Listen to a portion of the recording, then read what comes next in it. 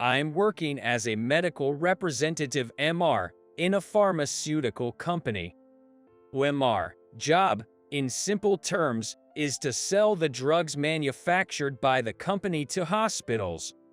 More precisely, the main job isn't so much selling but explaining the drugs. You're right to consider it as a sales job. MRs are constantly on the move, trying to convince big hospitals to use the new drugs that their company has developed.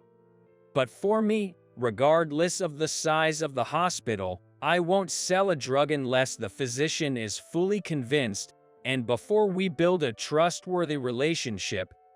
After all, I'm involved in people's lives here.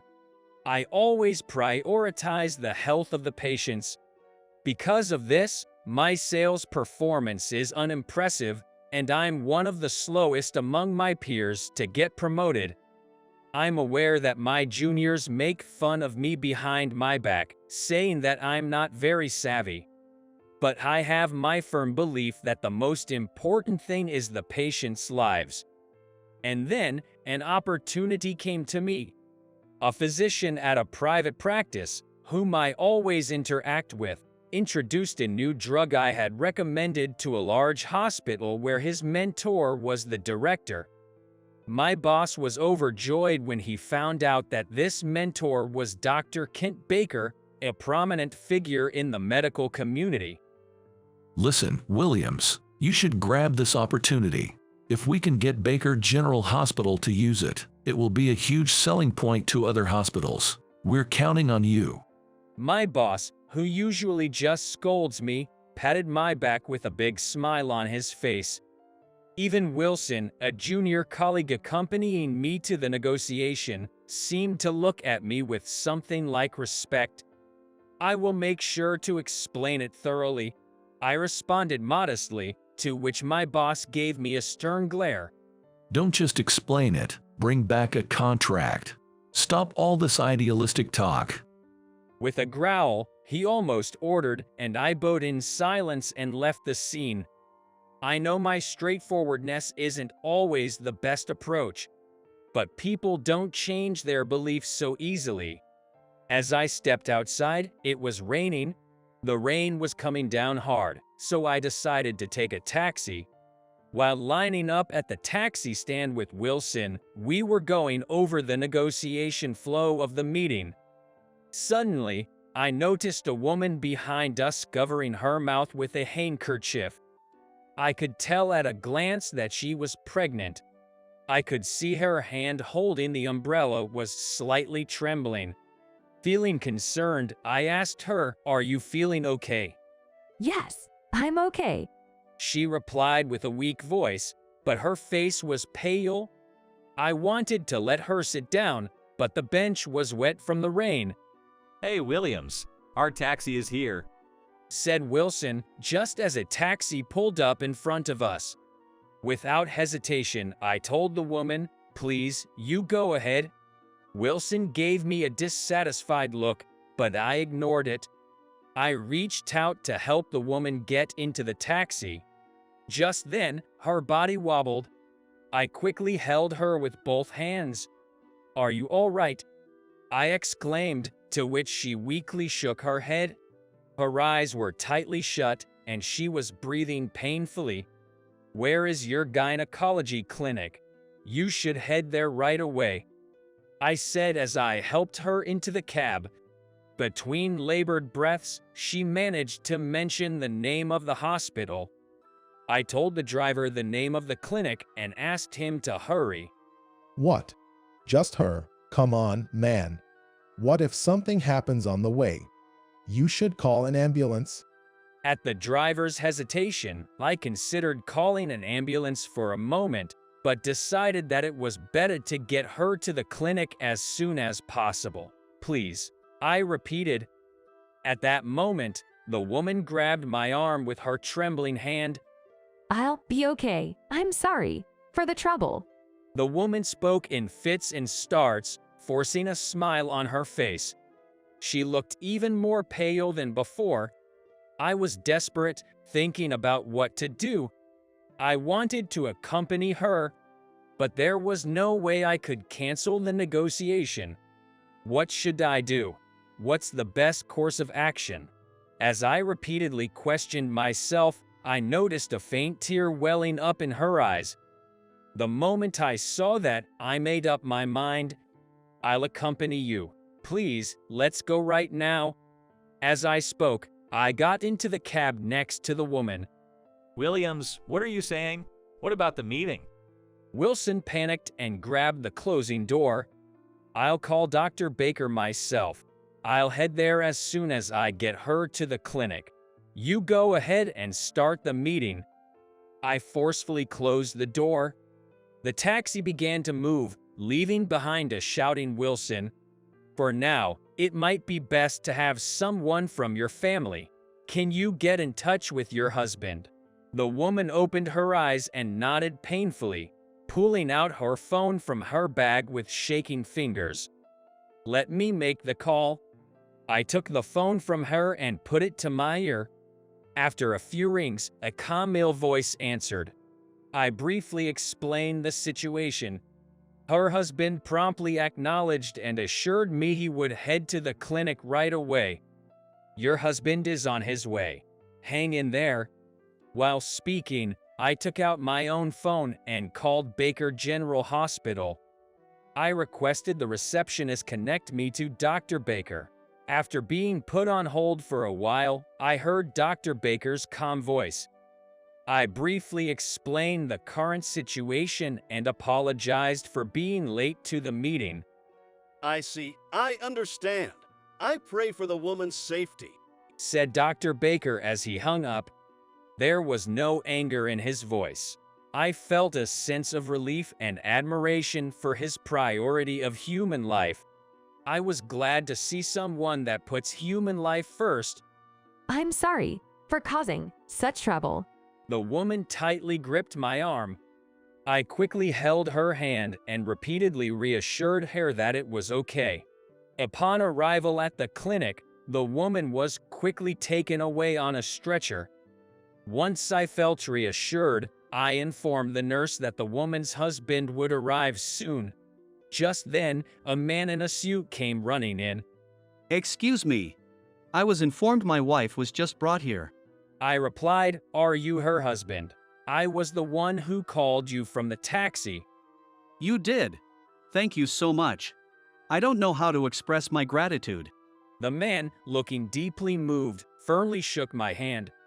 He appeared to be in his late 30s, an intelligent-looking man with glasses. It's okay. I just did what anyone would do. I hope for the safety of your wife and baby. I bowed my head and was about to leave when the husband asked for my name. I handed him my business card. I'm sorry, I have to go back to work. Excuse me. I hurriedly left the scene and rushed to Baker General Hospital. However, I never made it to the hospital that day. Just as I was about to get into a cab, I received a call from Wilson who informed me that Dr. Baker had to leave on an urgent matter. What? Dr. Baker promised to wait.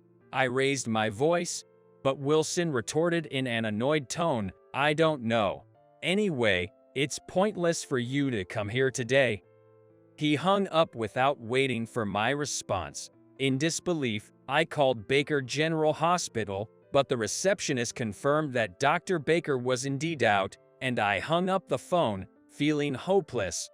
Upon returning to the office, what awaited me was a verbal thrashing from my boss, the likes of which I had never encountered before. I could only hang my head in silence as he bellowed at me, his voice echoing throughout the department. Enough. You're off this project. Get ready for a demotion. He spat out before storming out of the room. I returned to my desk, but my coworker, Wilson, wouldn't look at me, and no one else in the office dared to speak to me. That's when my cell phone rang. The call was from an unfamiliar number. I stepped out to take it, only to find that it was the husband of the pregnant woman. My wife and baby are both safe. If the procedure had been delayed, it could have been dangerous. I really can't thank you enough. We will come to thank you at your company tomorrow. He said, "No, that's not necessary. Your gratitude is more than enough. I'm truly happy. Thank you so much for letting me know," I replied. After hanging up the phone, I was relieved from the bottom of my heart. The suffocating feeling that I'd had until a moment ago had vanished, and I was overcome with a sense of lightness. When I got home, I told my wife, Catherine, about the day's events. We had been married for 2 years and still didn't have any children. While we were sitting across from each other at dinner, I apologized to Catherine. "If I really get demoted, it would be a bother to you. I'm sorry." Then Catherine smiled and asked, "Bob, do you regret it?" I asked myself the same question. No matter how many times I found myself in a similar situation, I thought I would make the same decision. So I shook my head. I don't. Even if the business meeting had gone well, I would never have been able to feel happy if I had left that person behind. Well then, it's fine, isn't it? No matter what happens with your job and even if you're demoted, you do the same thing, right? You just work hard to deliver good medicine to as many patients as possible. Whether it's in the north or on a southern island, the patients are the same. I truly loved Catherine for saying such things. I'm proud of you, Bob. So, don't apologize. I swallowed hard to hold back tears and said, "Thank you." The next day, I was summoned by the CEO. I was prepared for some sort of disciplinary action, but I had not expected to be called by the CEO himself. My throat went dry at the thought of possibly getting fired. When I knocked on the door to the CEO's office and was told to come in, I steeled myself and opened the door. "You?" I was so surprised I couldn't help but shout. Sitting next to the CEO was the husband of the pregnant woman, and in front of them was Dr. Baker. I should have introduced myself earlier. My name is Thomas Baker. I'm a doctor at a medical clinic. The man sitting here, Dr. Kent Baker, is my father. The man stood up and gestured for me to sit next to Dr. Baker. "The woman you helped yesterday was Mr. Baker's wife?" said the CEO. Mr. Baker nodded in agreement. I truly thank you. From what I hear, you had an important business meeting with my father yesterday. Yet, you chose to accompany a stranger, my wife Ashley, to the hospital. I can only express my gratitude for your decision. Mr. Baker bowed his head deeply. Caught off guard by the sudden turn of events, I struggled to keep up. "So that's her name, Ashley," I thought distantly. After you called to tell me you'd be late for the meeting, my son informed me that my daughter-in-law had been taken to the clinic.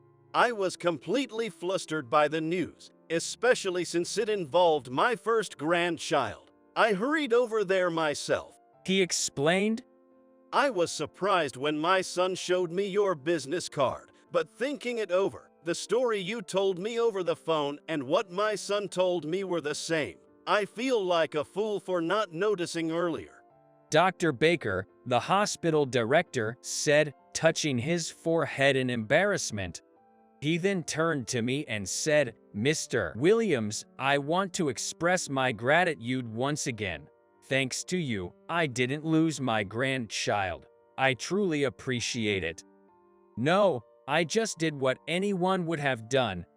As I waved my hand in front of my face in embarrassment, Dr. Baker asked, "So, for you, helping a complete stranger is more important than a critical business negotiation?" While I was concerned about how the CEO would react, I answered without hesitation, "Yes, that's right. Business meetings can be rescheduled, but human life, once lost, can't be regained. I lost my little brother to peritonitis when I was 6. If only I had taken him to the hospital sooner, he would have survived. Thinking it was too late and that we could deal with it the next day was a naive decision that took my little brother's life. Life doesn't wait for us. Working in this job and dealing with so many patients has made me realize this. That's why I don't regret prioritizing your daughter-in-law that time. As I stated my case clearly, the CEO watched me with a wry smile. I'll make it up to the company for any trouble I've caused. I'm prepared for any disciplinary actions that might come my way. Hearing my words, the CEO laughed loudly. I'm not foolish enough to demote you in this situation. Why do you think we're all here together? Of course, to hear about the new drug from Mr. Williams. Could you explain it to us again? Being asked by the director, I happily responded loudly, of course. I then proceeded to explain the new drug in detail. I was honest about both its advantages and disadvantages. The two Mr. Bakers listened attentively with serious expressions. That's about it. If you have any questions, please don't hesitate to ask. At my words, Dr. Baker shook his head with a smile. I think it's an excellent drug. I'll discuss it with the other doctors as soon as I return to the hospital, and we'll get back to you promptly. I was pleased, but I felt the need to clarify one point, so I opened my mouth. Thank you. But I have one request. Please don't give me special consideration just because I helped Ashley. Today's incident was a happy coincidence, but no special consideration is necessary for the business negotiations. Please consider purely from a medical perspective whether this drug can help as many patients as possible. I felt the CEO's sharp gaze upon me. Even without today's incident, I believe it's a wonderful new drug that would convince Dr. Baker. Thank you for your consideration. I bowed my head. Dr. Baker responded in a quiet voice, understood.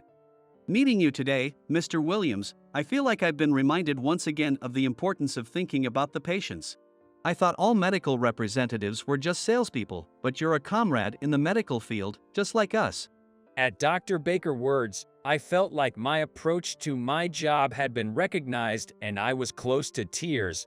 You're lucky to have such an excellent employee. Must be nice, Mr. President. Dr. Baker smiled at the CEO. The CEO's troubled smile was amusing. Afterwards, the new drug was introduced at Baker Hospital, and as word spread, inquiries came flooding in from other hospitals. Instead of being demoted, I was promoted and now serve as the leader of the sales team. However, my attitude towards my work hasn't changed. I'm committed to doing my job with unwavering conviction. Remembering that my job touches people's lives, I visit hospitals one by one each day.